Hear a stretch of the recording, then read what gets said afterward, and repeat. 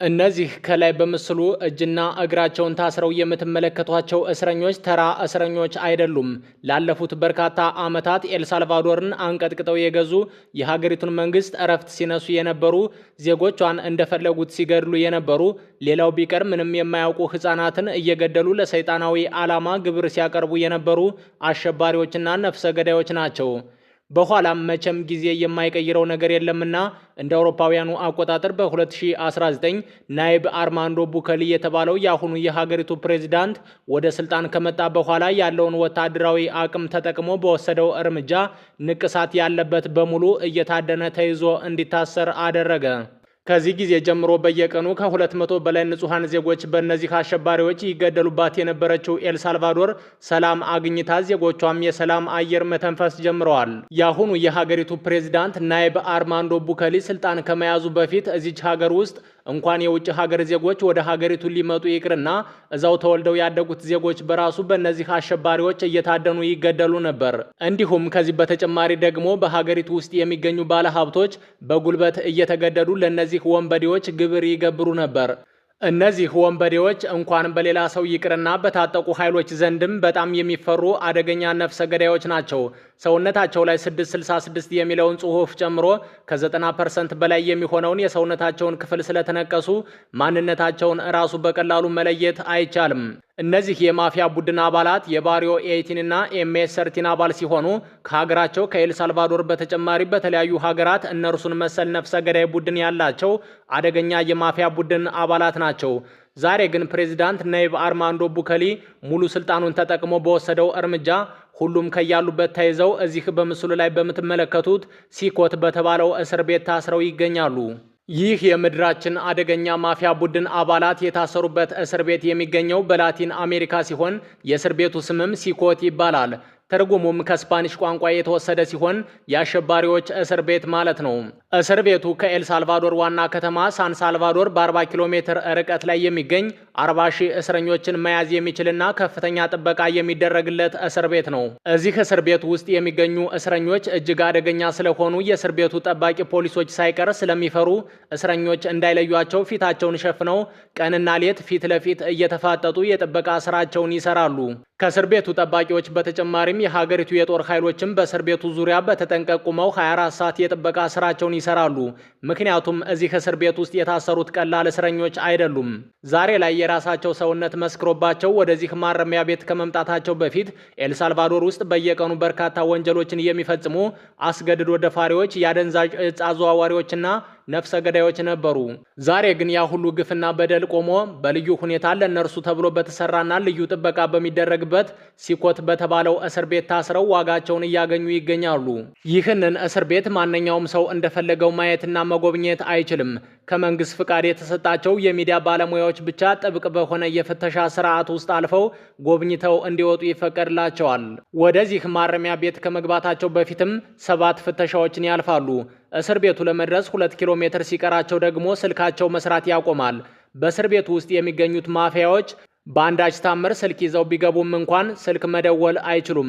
ምክንያቱም የእስር ቤቱ አካባቢ ኔትወርክ እንዳይሰራ የሚያደርግ ሲስተም የተገጠመለት ስለሆነ። ቀጥሎም የእስር ቤቱ ቅጥር ግቢ ሲደርሱ ደግሞ ዘመናዊ በሆነ የኤሌክትሮኒክ የፍተሻ ስርዓት ውስጥ ያልፋሉ። እስረኞች አንዴ ተፈርዶባቸው እግራቸው ሲኮትን ከረገጠ ቤተሰብም ሆነ ዘመድ እንዲጠይቁ ስለማይፈቀድላቸው ገና እስር ቤት ከመግባታቸው በፊት ተሰናብተው ይገባሉ። እዚህ እስር ቤት ውስጥ ፀሐይ፣ ጨረቃ የሚባል ነገር የለም። እስረኞች ገና ወደዚህ ስፍራ ከመግባታቸው በፊት ፀሐይና ጨረቃን ተሰናብተው ይገባሉ። ይህንን እስር ቤት ፍቃድ ከተሰጣቸውና ከመንግስት አካላት ውጭ ማንም ሳልቫዶራዊ ይህንን ስፍራ ባይኑ አይቶት አያውቅም። ይህንን እስር ቤት የሚቀላቀል አዲስ እስረኛም ከውጭ የተላከ መልእክት ውጦ እንዳይገባ በኤክስሬ የፍተሻ ስርዓት ውስጥ ያልፋል። ይህ እስር ቤት ከሌላው የሀገሪቱ ክፍል የሚጋራው ምንም ነገር የለም። የራሱ የሆነ የከርሰ ምድር ውሃ ያለው 24 ሰዓት የሚበራ የራሱ የኃይል ማመንጫ ያለው ከፍተኛ ጥበቃ የሚደረግለት እስር ቤት ነው። እስረኞች የሚበሉት ምግብ የሚዘጋጀው ከእስር ቤቱ በማይወጡ ሰራተኞች ነው። እስረኞች ቁርስ፣ ምሳ፣ እራት ለመብላት ከእስር ቤት አይወጡም። ምግባቸውን የሚበሉት የታሰሩበት ክፍል ውስጥ ሆነው ነው። ምግባቸው ሲደርስ ደግሞ ፖሊሶች ምግቡን አምጥተው ከእስረኞች አጠገብ ያደርጉላቸዋል። በኋላም ከእስረኞች መካከል አንድ እስረኛ ተነስቶ በተራ ለሁሉም የቀረበውን ምግብ እያነሳ ለሁሉም አድሎ ከጨረሰ በኋላ በስነ ስርዓት ቁጭ ብለው ምግባቸውን ይመገባሉ። እስረኞች ከክፍላቸው የሚወጡት በቀን ለ30 ደቂቃ ብቻ ሲሆን ከክፍላቸው ፊት ለፊት ባለው ኮሪደር ላይ ወጥተው ስፖርታዊ እንቅስቃሴ ያደርጋሉ። በኋላም ከ30 ደቂቃ በኋላ ደግሞ ተመልሰው ወደ ክፍላቸው በመግባት ከብረት በተሰራ አልጋ ላይ ተሰብስበው ይቀመጣሉ። ያም ሆኖ ግን እጅና እግራቸው ካልታሰረ በስተቀር አንድ እርምጃ እንኳን እንዲራመዱ አይፈቀድላቸውም። ምክንያቱም እስረኞች ቀላል እስረኞች አይደሉም። የሚተኙትም ከብረት በተሰራ ተደራራቢ አልጋ ላይ ነው። ፍራሽም ሆነ የሚለብሱት አንሶላ ወይንም ደግሞ ብርድ ልብስ የላቸውም። የሚበሉትም የሚጠጡትም የሚተኙትም ሆነ የሚጸዳዱት በዚሁ አንድ ክፍል ብቻ ነው። እዚህ እስር ቤት ውስጥ የተፈጥሮ ብርሃን የለም። መብራት ለሰከንድ እንኳን አይጠፋም። እስረኞች ቀን ይሁን ጨለማ አያውቁትም። እዚህ እስር ቤት ውስጥ ችግር እፈጥራለሁ ወይንም ደግሞ ከሌላ እስረኛ ጋር እደባደባለሁ የሚል እስረኛ ካለ ደግሞ ከዚህ የከፋ ቅጣት ይጠብቀዋል።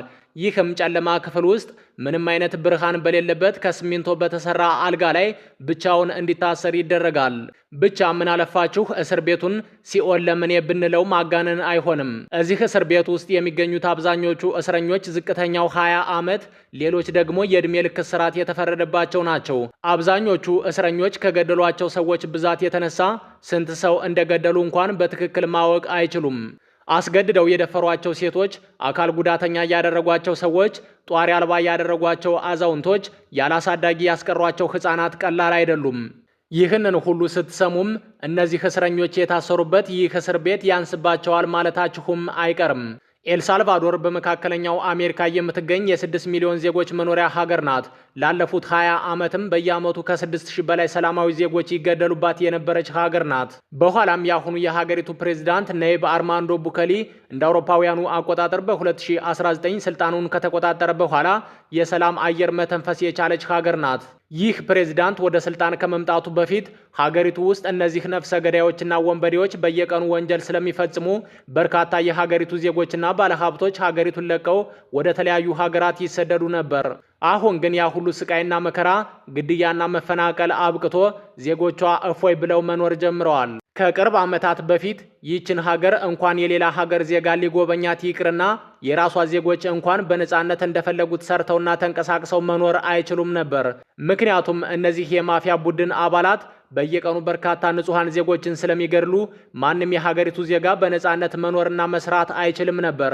ዛሬ ግን ኤልሳልቫዶር የድሮ ታሪኳ ተቀይሮ ወንጀል ከሀገሪቱ ጠፍቶ በርካታ ቱሪስቶችም ወደ ሀገሪቱ እየመጡ እንደፈለጉት ተዝናንተውና ጎብኝተው ይመለሳሉ። በሀገሪቱ ሕዝቦች ዘንድም ናይብ አርማንዶ ቡከሊ ከፈጣሪ የተላከ መሪ ነው እየተባለ ይወደሳል። ምክንያቱም ይህ ፕሬዝዳንት በአስገራሚ ሁኔታ የሀገሩን ታሪክ የቀየረ ጀግና መሪ ነው።